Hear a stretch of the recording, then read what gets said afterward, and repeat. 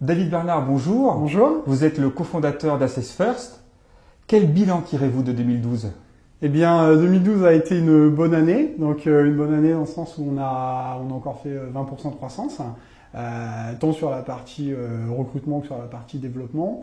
Et on a pu voir surtout une nette évolution en ce qui concerne la partie 360 degrés. Et justement, le 360 degrés sera-t-il une tendance forte?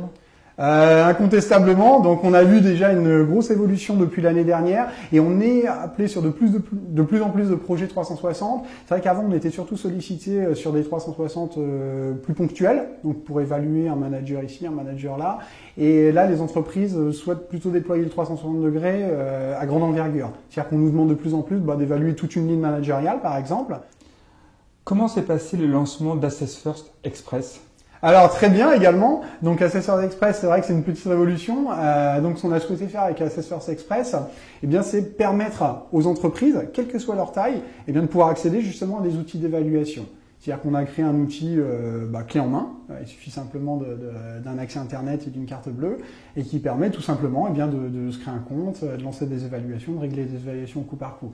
Donc là on a lancé le site Assess First Express en 3 langues, français, anglais, allemand. Comment se répartit aujourd'hui votre activité entre les solutions recrutement et les solutions dédiées à la mobilité interne? Alors aujourd'hui, il y a une chose qui n'a pas changé, c'est que généralement, lorsque les utilisateurs arrivent à nous, lorsqu'on rencontre un client, dans 80% des cas, on va rentrer par la porte du recrutement. Mais très rapidement ensuite, eh bien, il y a un déploiement qui est fait au niveau de la gestion de la mobilité, soit pour identifier les talents en interne, soit pour les aider à progresser. Et aujourd'hui, on va avoir à peu près 80% de nos utilisateurs maintenant qui utilisent également les outils d'évaluation dans une perspective de développement des collaborateurs pour gérer les mobilités en interne. Où en est votre internationalisation? Alors, en ce qui concerne l'internationalisation, donc il y a d'une part l'adaptation culturelle des outils qui a été réalisée en une douzaine de langues maintenant, dont des langues comme le russe ou le chinois par exemple. Et il y a le déploiement de la solution. Donc là, on a de plus en plus de clients à l'étranger, donc notamment par exemple des clients comme Lafarge en Chine ou Renault par exemple en Ukraine, donc qui utilisent très régulièrement nos outils, que ce soit pour recruter, pour développer les collaborateurs. Quels sont vos objectifs et vos priorités pour 2013?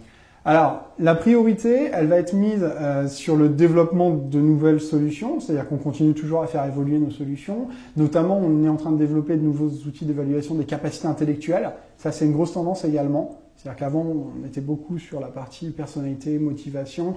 Et de plus en plus, on a des clients qui nous sollicitent sur la partie évaluation des capacités de raisonnement, d'apprentissage. Ça, c'est la première chose. La seconde chose, c'est le développement du programme. On a lancé un programme qui s'appelle Big Data. Donc un programme Big Data, qu'est-ce que c'est?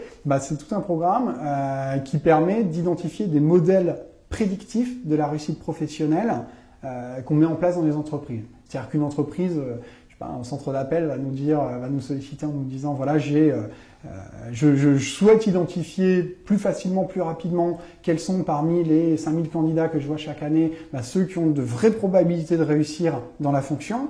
Eh bien maintenant on est capable de le faire. C'est-à-dire qu'on va capitaliser d'une part sur les données que les entreprises ont concernant leurs collaborateurs, les données qui concernent la performance délivrée, ça peut être les incidents qu'il peut y avoir dans le cadre du travail, ça peut être plein de choses. Et puis nous, on va ajouter une couche de données concernant le potentiel des individus, leur mode de fonctionnement, leur personnalité, leur comportement, leurs aptitudes. Et puis on va lier les deux. C'est-à-dire qu'on va chercher à savoir quelles sont les caractéristiques personnelles, donc de personnalité, de motivation, d'aptitude, qu'on va retrouver chez celles et ceux qui réussissent le mieux. David Bernard, merci beaucoup. Merci. Et très bonne continuation. Merci.